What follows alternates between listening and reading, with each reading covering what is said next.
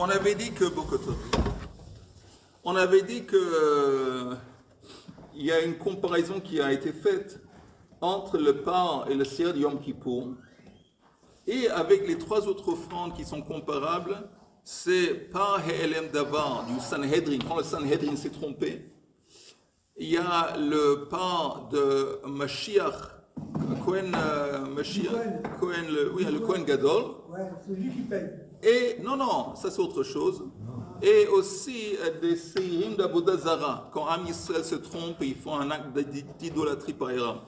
Ces trois offrandes, plus le pain et le Siyar de Yom Kippour, ils sont comparables. De quel point de vue?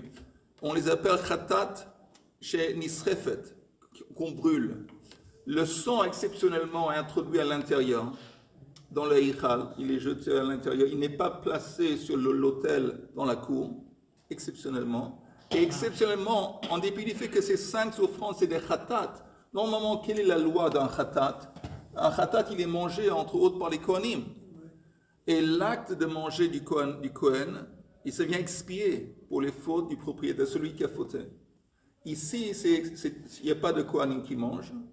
Et au lieu de ça, ils sont brûlés. Ils sont brûlés à l'extérieur des Yerushalayim. C'est 5. Donc on a d'un côté par Vasir chez Yom Kippour, et l'autre côté par du Kohen Mashiach, par Baal Kol HaMitzvot du Sanhedrin et le Seir Avodah Zarah. Ces 5, je ne me rappelle pas, on ne les découpait pas, on enlevait juste la graisse, on faisait une coupure pour enlever les graisses, les émourim, qu'on mettait sur le misber. À part ça, on les transportait en dehors d'Yerushalayim, on les brûlait.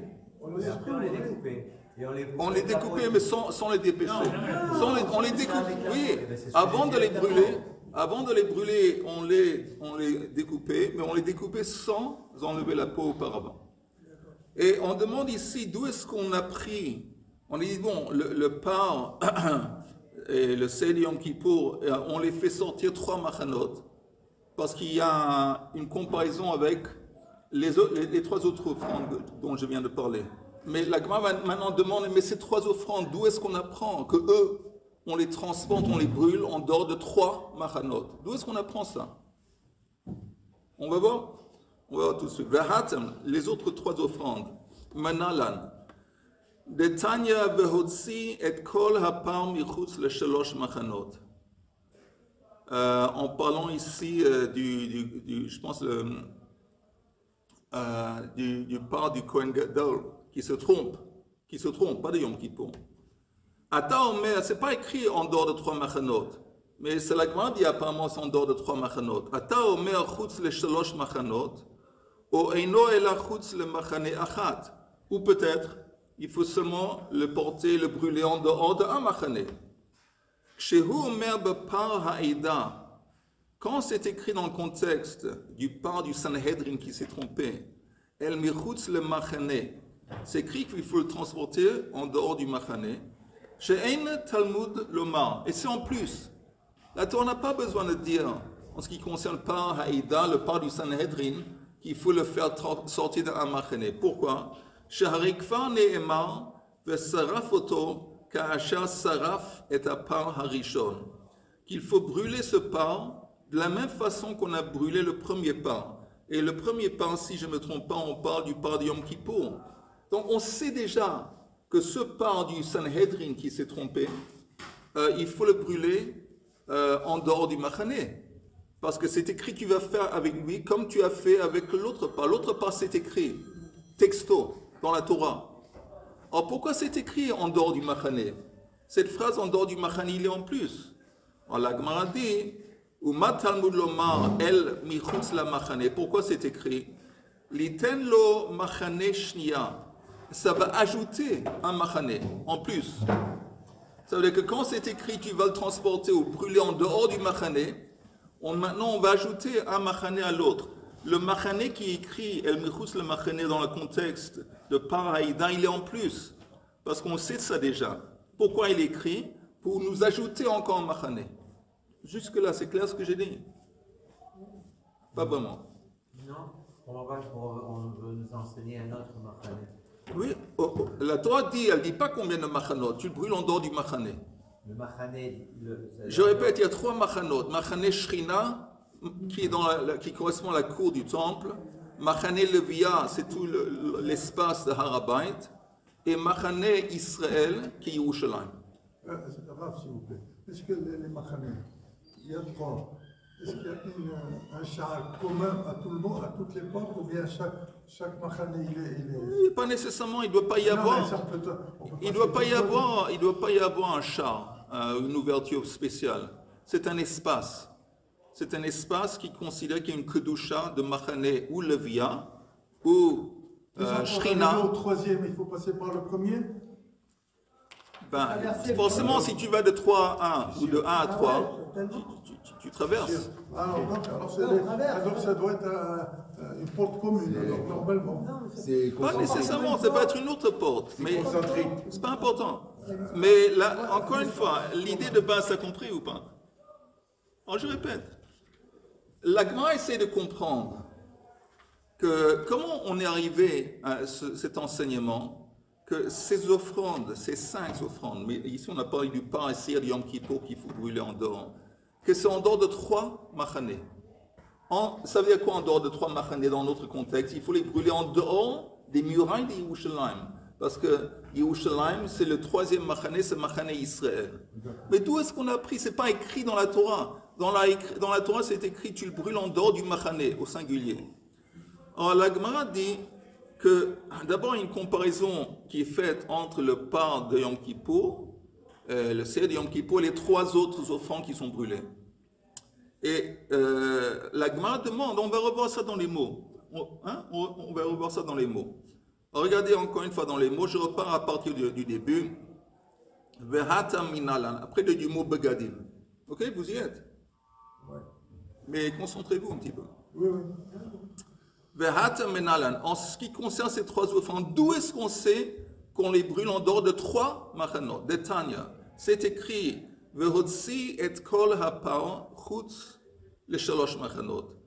Maintenant, c'est pas écrit dans la Torah en dehors de 3 machanot. La Gemara dit, c'est écrit, tu le brûles en dehors. Et c'est quoi en dehors? La Gemara dit, apparemment c'est 3 machanot. Ata omer chutz le shalosh machanot, ou eino ela chutz le machane achat. Ou peut-être c'est seulement en dehors de 1 machané. On ne sait pas. Alors, pour préciser que c'est bien dehors. C'est dehors, mais on ne sait pas. Est-ce que c'est en dehors de 1 machané ou en dehors de 3 machanés? On ne sait pas. Quand c'est écrit dans le contexte du par du Sanhedrin qui s'est trompé, c'est écrit dans la Torah, El michutz le machané. Tu vas le brûler en dehors du machané. Cette phrase, elle est en plus. Chez Ein Talmud Lomar, tu n'as pas besoin de dire en dehors du machané. Pourquoi? C'est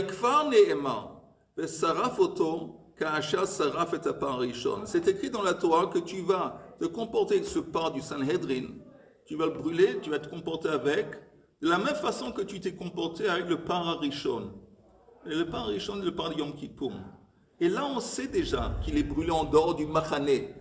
Alors pourquoi c'est répété dans la Torah? D'abord, dans la Torah, elle te dit, tu vas le faire avec lui comme tu as fait avec l'autre part. Avec l'autre part, c'est écrit en dehors du machané. J'ai déjà compris, en dehors du machané. Pourquoi le répéter? Alors pourquoi c'est néanmoins écrit?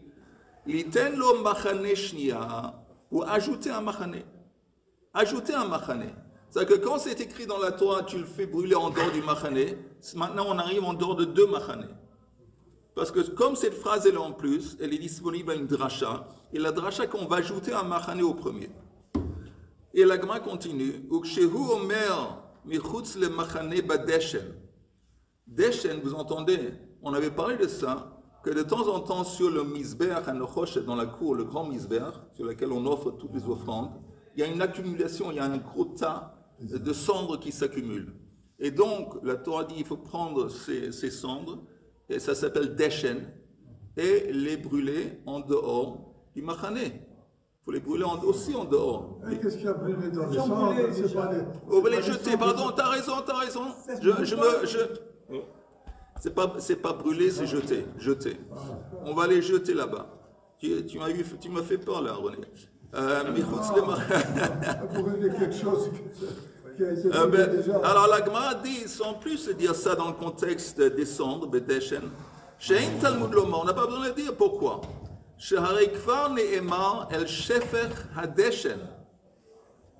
Parce que c'est écrit, quand on parle de Yom Kippour, c'est écrit, tu vas jeter, tu vas brûler le par de Yom Kippour à l'endroit où on met le deshen.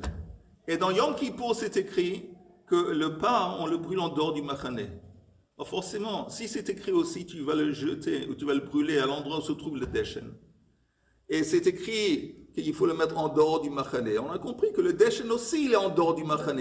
Alors encore une fois, on sait que le deshen, il est jeté encore en dehors du machane. Pourquoi c'est répété dans le contexte du deshen, dehors le machane? C'est en plus.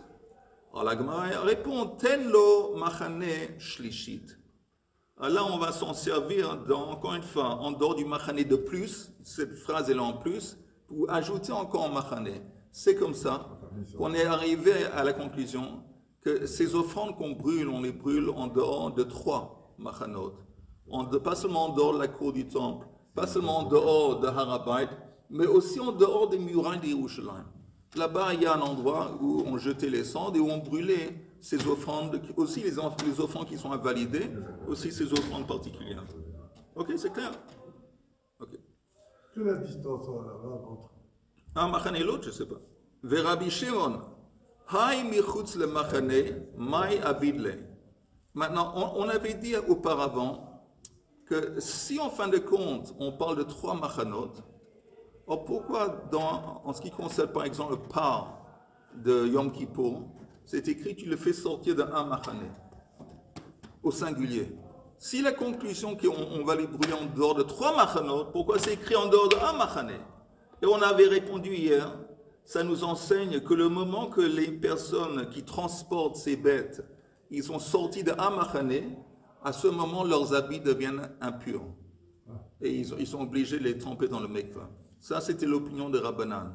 Tandis qu'on a vu que Rabbi Shimon dit que non, il n'est pas d'accord. Lui, il dit c'est au moment qu'ils vont brûler, le monsieur qui va brûler ses offrandes sur le feu, au moment qu'il les brûle, c'est à ce moment que lui et ses habits deviennent impurs. Alors, on demande à Rabbi Shimon que lui, il dit que c'est au moment qu'il brûle les offrandes en dehors du machane qu'il devient impur, les habits deviennent impurs. Qu'est-ce que lui, il fait avec en dehors d'un machane? Comment lui, il comprend ça? Vous avez compris la question ou je répète? Ouais. Répétez, s'il vous plaît. Mais tu entends, tu dois travailler sur ça. Ouais. On avait dit qu'il y a une machloket dans la Mishnah. À quel moment, la Torah dit que celui qui transporte ses bêtes pour les brûler, il devient tamé. Lui, il devient tamé et ses habits deviennent tamés. C'était le premier, après le deuxième. Il devient tamé.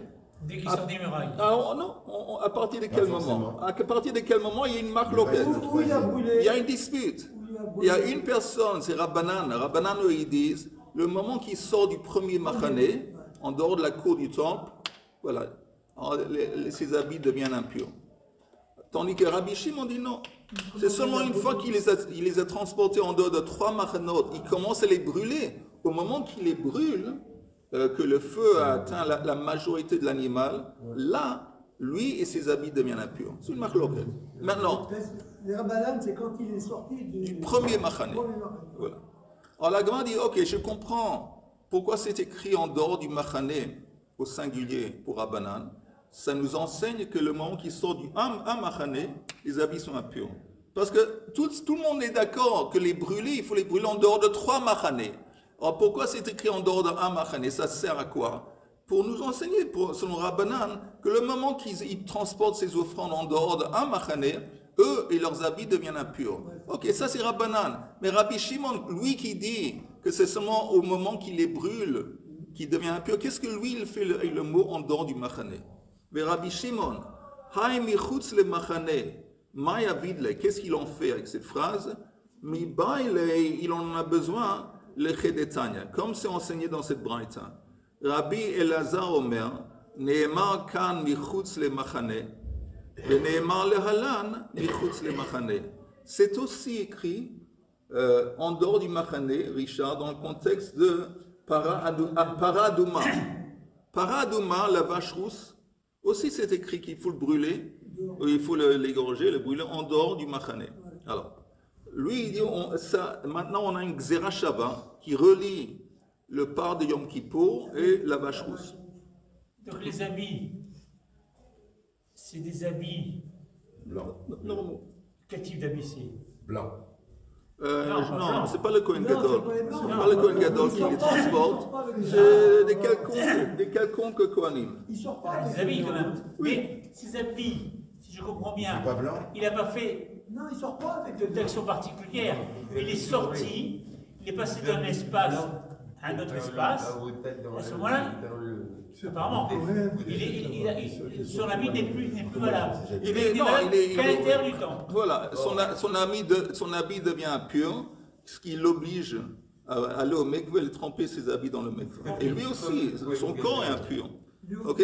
Ce qui est intéressant, entre parenthèses, c'est qu'on voit la même idée. Celui qui prend le bouc, le Sir l'Azazel, et il le prend là-bas, il le jette, il devient impur.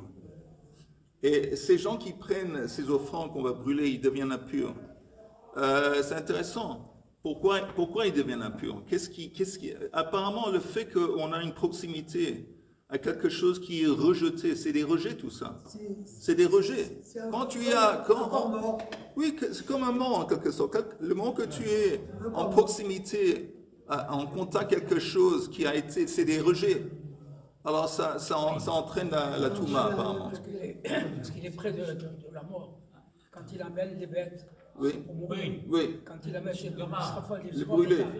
ça veut dire qu'il est en contact, il est en Oui. contact avec la mort. À partir du moment où le coma, il devient C'est la mort. Ce qui est intéressant, est-ce que c'est seulement les habits qui sont tamés ou lui aussi? Non, lui aussi. Lui aussi. Lui aussi, mais pas seulement lui, même ses habits. Ses habits, ouais. D'abord lui, ensuite ses habits. La Gemara dit, alors lui, encore une fois, Rabbi Shimon, qu'est-ce qu'il fait avec cette phrase en dehors du Machane? Il l'utilise pour faire un lien, une Xera Shava, avec Paradouma. Je suis à la 4e ligne avant la fin. Ma kan chutz le shalosh machanot. De la même façon qu'on sait que avec les offrandes qui sont brûlées, on a déjà appris qu'ils sont brûlés en dehors de 3 machanot. Aflahalan chutz le shalosh machanot. De la même façon, on comprend que la paradouma, elle est brûlée en dehors de 3 machanot, de vache rousse. Et de la même façon que la para adouma, elle est brûlée à l'est de Yerushalayim, Afkan b'mizracha chez Yerushalayim. Apparemment, ça laisse entendre que ces offrandes qui sont brûlées, ils sont aussi brûlés à l'est de Yerushalayim, selon qui? Selon Rabbi Shimon. Mais après, le Kohen Gadol, il prend les braises de la vache rousse. La vache rousse, non, il ne prend pas de braise, il prend les cendres. Les cendres. Il prend les cendres. Alors regarde juste un Rashi, le Rashi qui a 4 lignes avant la fin de la page, B'mizracha shel Yerushalayim. Quand on parle de la vache rousse qui est brûlée, D'echtiv ba el nochach pnei ohel moed. Écrit dans la Torah qu'il faut l'égorger, le brûler devant Ohel Moed. Alma, on voit, Omed b'mizrach ou panav le marav. Elle est à l'est et elle est en face de l'ouest. Que neged pitro shel eichal, shu bekotel ma'aravi, le patour le mizrach. Parce que comme c'est écrit en la Torah, que tu dois le brûler, c'est la vache rousse, en face du eichal, donc ça veut dire qu'il est placé à l'est et il est vers l'ouest. Donc de toute façon, on brûle la paradouma à l'est. Donc comme il y a, selon Rabbi Shimon, un lien Chutz le Machane qui relie paradouma avec ces offrandes qui sont brûlées, ça nous enseigne 2 choses dans les 2 directions. Un, que la paradouma est brûlée en dehors, brûlée en dehors de 3 machanot, comme les autres. Et l'autre, c'est que de la même façon que la paradouma, elle est brûlée à l'est, ces offrandes qui sont brûlées aussi. Ça, c'est Rabbi Shimon. Verabanan, pour Rabbanan qui ne sont pas d'accord avec ça, ils utilisent Bechutz le Machane pour quelque chose d'autre. Comment ils vont apprendre Verabanan, Heiches Sarif Lehu, où est-ce qu'ils vont brûler la paradouma selon Rabbanan? que de Tanya Heichan Nisrafin, on tourne la page, Litzfona Shel Yerushalayim. Au nord de Yerushalayim. Pourquoi? Dans Yerushalayim ou en dehors? En dehors, tout le monde est d'accord, c'est en dehors de 3 machanot. En dehors de 3 machanot, forcément, c'est en dehors de Yerushalayim. Et selon Rabbanan, c'est au nord. Pourquoi au nord, Rachidi? Shekol Maaseh Chatat Betzafon. Tous les actes qu'on fait avec un korban qui est Chatat, ils se déroulent toujours systématiquement dans le nord.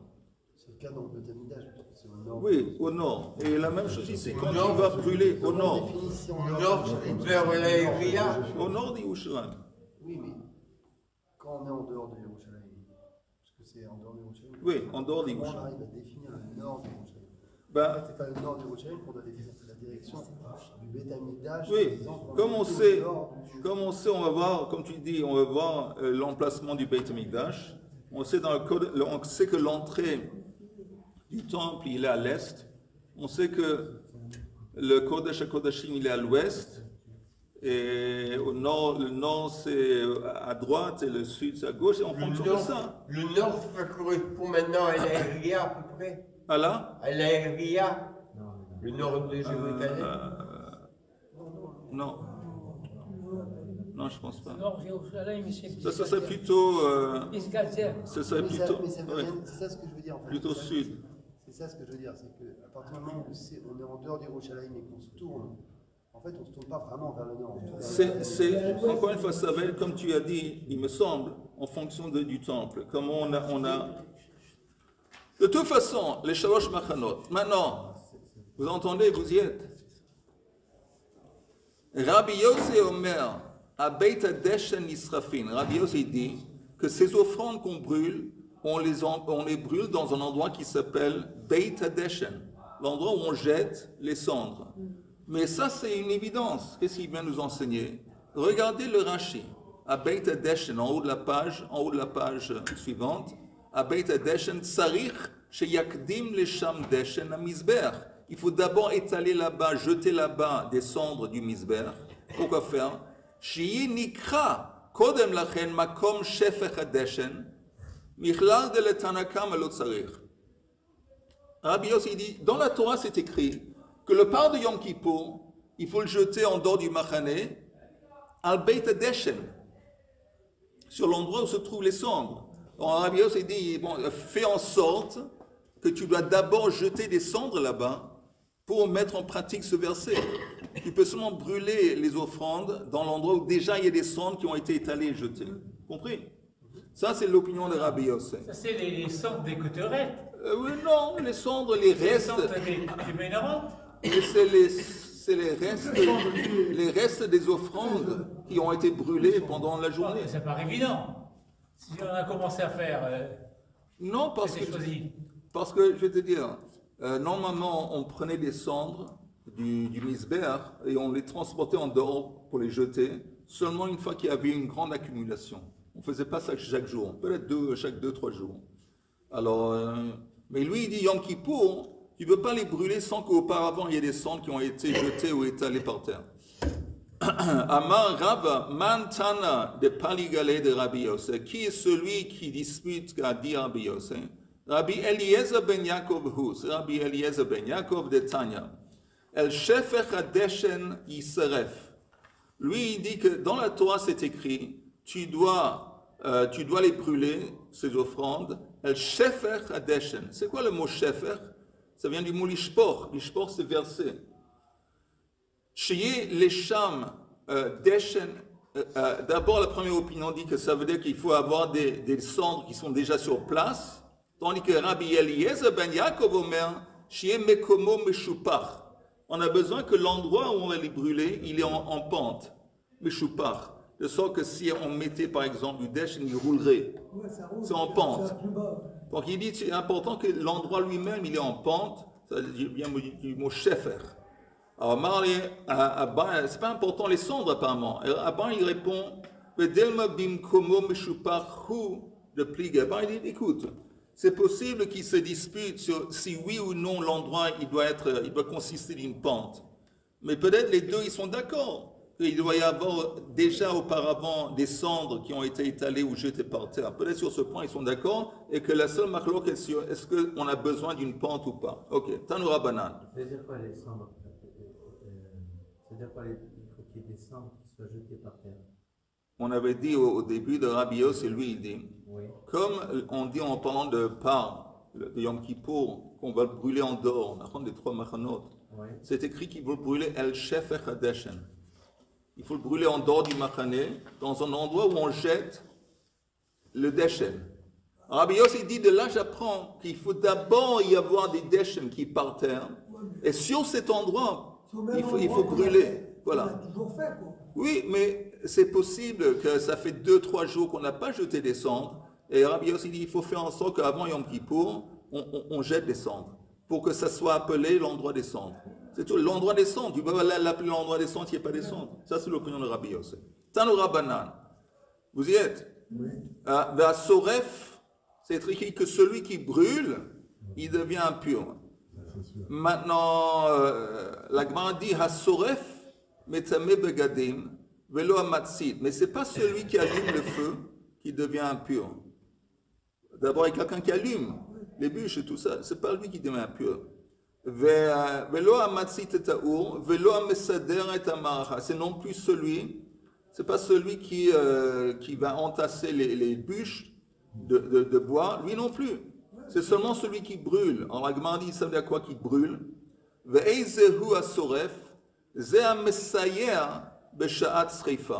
C'est celui qui, pendant que ça brûle, il tourne de temps en temps les morceaux de viande, il les tourne de droite à gauche, pour accélérer, pour faire en sorte qu'ils vont bien brûler. C'est lui qui devient impur. C'est le contact avec la mort, quoi. Oui. Yechol af mishena asu efer metamin begadim. Est-ce que, une fois que l'offrande ont été réduite en cendres, est-ce qu'il s'y continue à tripoter avec, aussi il devient impur? Il ne touche pas l'offrande. L'offrande a déjà été transformée en cendre. Est-ce que quand c'est en cendre aussi, ça rend impur? Talmuloma otam. Non, parce que c'est écrit dans les versets, celui qui brûle otam, qui les brûle.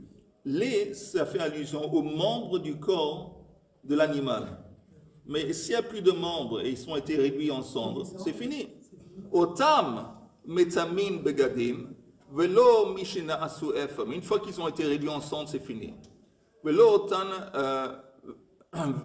Velo mishina asu efam metamin begadim. Rabbi Elazar be Rabbi Shimon omer ha'efam metame. Pardon, ha'par metame. Le par, il va rendre impur. Nitach ha'basar eino metame begadim. Mais une fois que la viande a fondu dans le feu, une fois que la viande a fondu dans le feu, il ne va plus rendre impur. Alors la Gemara demande, Mai beinayu, en fin de compte, quelle est la différence entre ces deux opinions? Celui qui dit qu'une fois que c'est des cendres, c'est fini, et celui qui dit qu'une fois que la viande a été fondue, c'est fini. Quelle est la différence? Et que beinayu de shaviua charucha. La différence, une fois que ça a été réduit, ça s'est noirci, l'animal, les morceaux de l'offrande ont noirci, c'est presque comme du charbon. Là, il y a une différence.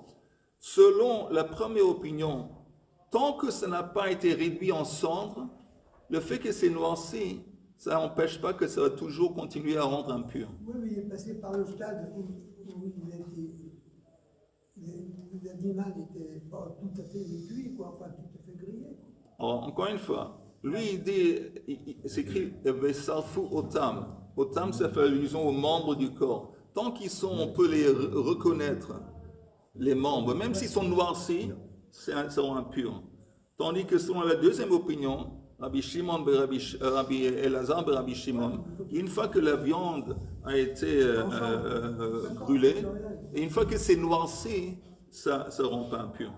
Ça, ce serait la différence entre ces deux opinions. Mais avant que ça soit noircisse, il y a de la fumée. Il y a de la fumée. Cette fumée-là, elle vient s'incorporer de partout. Oui, alors. Donc ça rend tamé. Non, la fumée ne rend pas impur. Ça fait partie de la bête. Non. Non, c'est là. J'ai essayé au moins. Surtout c'est de la fumée avec des morceaux avec la peau. Hein? C'est des morceaux avec la peau. C'est des morceaux avec la peau, donc c'est beaucoup plus... La fumée. Ouais. Il y a des morceaux de peau qui sont en train de voler à droite à gauche. Non, j'ai pas compris ton scénario. Non, mais quand il serait que des morceaux de viande, ça va. Mais là, c'est avec la peau, c'est encore beaucoup plus...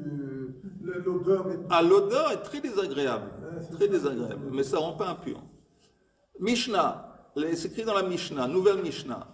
Amrulo le Kohen Gadol, Higia Seir la Midbar. On annonce au Kohen Gadol que tu saches, le Seir est arrivé au désert.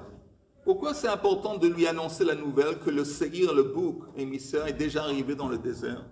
Parce que ça lui autorise à continuer le service. Il ne peut pas continuer le service Yom Kippour tant que le bouc n'est pas arrivé au Midbar. Comment est-ce qu'on faisait? Ah, on va en parler. Regardez juste le Rashi, Amrulo le Kohen Gadol, le Rashi sur la Mishnah. Il n'a pas le droit d'entamer un autre service. Jusque le Seir n'a pas arrivé au Midbar, comme c'est écrit chez Nehemar, c'est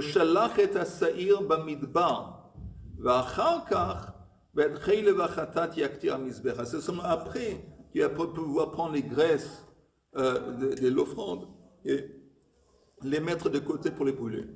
Donc il fallait savoir, il faut lui annoncer la Mishnah. Amrulo le Kohen Gadol, higia Seir la Midbar. Uminayn ayu yodin shehigia Seir la Midbar. D'où est-ce qu'il savait? À Yerushalayim. Comment il savait? Le ruban qui devenait blanc. On va voir. Dirchaot ayu osin. Dirchaot, il y a une opinion qui dit qu'ils ont tassé des pierres et ils se mettaient debout sur ces pierres. Et ils avaient des espèces de drapeaux. Il y avait des gens qui étaient debout au long de la route, Chaim, au long de la route, le trajet du Seir les Azel. Des kilomètres à kilomètres. Hein? Oh, alors je vais vous dire quelque chose. Il y a un principe qui s'appelle le Fum Tsara Agra. En conséquence, selon le Tsar, la difficulté, il y a la récompense. Donc on doit tous être très jaloux de notre collègue estimé Chaim.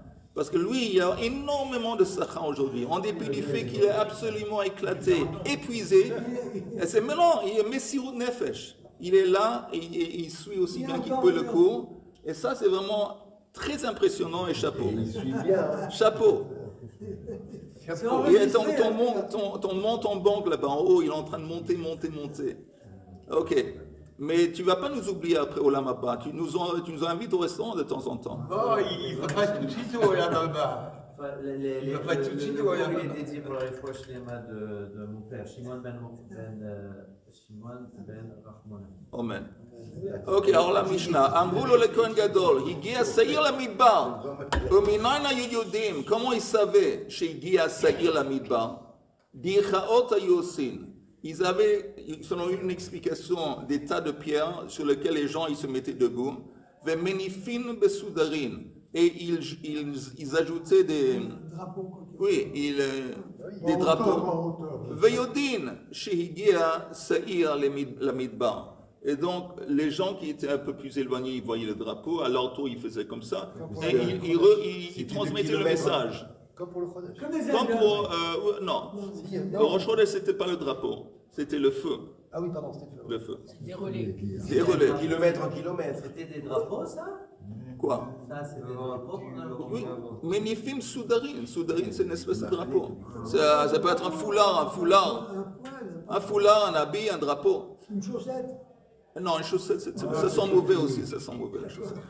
Amar Rabbi Yehuda, Vahalos Siman Gadol Haya Lahem. Il dit, à part ça, il y a un autre signe très, très fort. Me Yerushalayim Bad Beit Chidudo Shlosha Milin. À partir des remparts d'Yerushalayim jusqu'à un endroit qui s'appelle Beit Chidudo, c'est le début du désert, il y avait un espace de 3000. On avait dit un 1000, c'est l'espace de Troum Shabbat. C'est l'espace où on peut aller maximum 2000 amot. Il y avait 3000. Je ne sais pas exactement, peut-être plus ou moins. mais il y avait 3000. Et qu'est-ce qu'on fait? Holchin 1000. Donc, on avait dit que le monsieur qui accompagnait le bouc, il était accompagné par les notables de Yerushalayim. Il accompagnait en dehors 1000, pas plus, parce qu'il ne pouvait pas. 1000. Vechozrin 1000. Il retournait à Yerushalayim encore une fois à 1000. Veshoin que des 1000. Et il restait sur place à Yerushalayim pendant le temps qu'il prenait pour marcher à 1000. Et là, il savait que le bouc était arrivé. Parce que le bouc, il doit arriver à un espace de 3000. Le début du désert, c'est 3000. Alors eux, ils marchaient à 1000. Ils retournaient à 1000, ça fait 2000. Et ils attendaient le temps que ça prend de marcher à 1000. Ça fait 3000. Et là, ils savaient que le bouc était arrivé au désert. Yodin shegia sur le midbar. Rabbi Ishmael Omer v'halos siman acher haya lahem. Et il dit Rabbi Ishmael, il y avait un autre signe qu'ils avaient à leur disposition. Lachon shel zehorit, il y avait ce ruban rouge. Haya kashur al pitro shel eichal. Ukshehigia seir la midbar. Une fois que le seir, il arrivait au désert. Haya halachon malbin. Le ruban rouge se blanchissait. Le lachon, c'est le ruban rouge. Pardon, le lachon shel zehorit, c'est un ruban rouge. Chez Nehemar, im yu chataechem kashanim, kasheleg yalbinu. Alors nous, on a une marloquette parce qu'on avait vu avant que le ruban rouge se blanchissait seulement une fois qu'il avait été jeté par la falaise. Tandis qu'ici dans la Mishnah, on dit autrement, que c'est seulement le moment qu'une fois qu'il est arrivé au désert, alors là, oui, la Gemara dit, Amar Abaya, Shma Mina, de cette Mishnah, j'apprends que Beit Chidudo Bamidbar, le début du Midbar, Kaima, le Beit Chidudo, il est dans le désert.